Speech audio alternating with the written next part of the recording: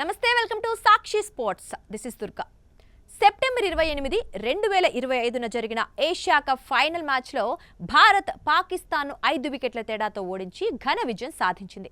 Suryakumar Yadav కెప్టెన్సీలో team India ఈ టోర్నమెంట్లో పాకిస్తాన్ను వరుసగా 3 సార్లు ఓడించి చిత్తు చేసింది.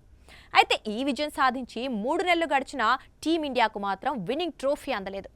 సాధారణంగా టోర్నమెంట్ గెలిచిన వెంటనే విజేత జట్టుకు ట్రోఫీని అందజేస్తారు. కానీ మొహసిన్ నఖ్వీ ఇప్పటివరకు ఆ ట్రోఫీని భారత్కు ఇవ్వలేదు. ఆసియా కప్ చరిత్రలో ఏ జట్టు గెలిచినా ఆ రోజే అధికారికంగా ట్రోఫీని అందజేయటం ఆనవాయితీ.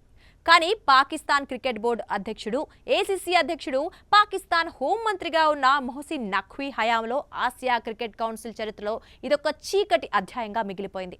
ఆసియాలోని అత్యంత బలమైన జట్టుగా భారత్ గెలిచినప్పటికీ నఖ్వీ ట్రోఫీని అందజేయకపోవటం చర్చనీయాంశంగా మారింది. ఈ వివాదమంతా భారత కెప్టెన్ సూర్యకుమార్ యాదవ్ తీసుకున్న నిర్ణయంతో మొదలైంది. పాకిస్తాన్ హోంమంత్రి, పీసీబీ అధ్యక్షుడైన మొహసిన్ నఖ్వీ చేతుల మీదుగా ట్రోఫీని తీసుకోవడానికి సూర్య నిరాకరించారు. దీంతో ఆగ్రహించిన నఖ్వీ ట్రోఫీని తీసుకుని మైదానం నుంచి వెళ్లిపోయాడు. ఇటీవల ఓ ఇంటర్వ్యూలో నఖ్వీని ఈ ట్రోఫీ గురించి అడగ్గా ట్రోఫీ ఎక్కడున్నా సురక్షితంగా ఉంది అని బదులిచ్చాడు. దీన్ని బట్టి భారత్కు ఇంకా ట్రోఫీ అందలేదని స్పష్టమవుతోంది. తాజా నివేదికల ప్రకారం ఈ ట్రోఫీని దుబాయ్లోని ఐసీసీ అకాడమీ కాంప్లెక్స్లో ఉన్న ఏసీసీ కార్యాలయంలో కట్టుదిట్టమైన భద్రత మధ్య ఉంచారు. కేవలం అనుమతి ఉన్న అధికారులు మాత్రమే అక్కడికి వెళ్లగలరు. ఎందుకంటే ఏసీసీ కార్యాలయం మొత్తం దాని అధ్యక్షుడు మొహసిన్ నఖ్వీ అధీనంలో ఉంటుంది. కాబట్టి ఈ వివాదం ముగిసే వరకు దాన్ని నిశితంగా పర్యవేక్షిస్తున్నారు. బీసీసీఐ, ఏసీసీ అధ్యక్షుడు మొహసిన్ నఖ్వీ మధ్య ఈ వివాదం ఇంకా సద్దుమణగలేదు.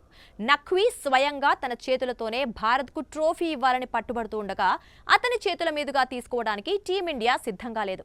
ఐసీసీ కూడా ఈ వివాదాన్ని పరిష్కరించడానికి ప్రయత్నిస్తున్నప్పటికీ ఫలితం కనిపించడం లేదు. మరి భారత్కు దక్కాల్సిన తన హక్కు ఎప్పుడు అందుతుందో వేచి చూడాలి.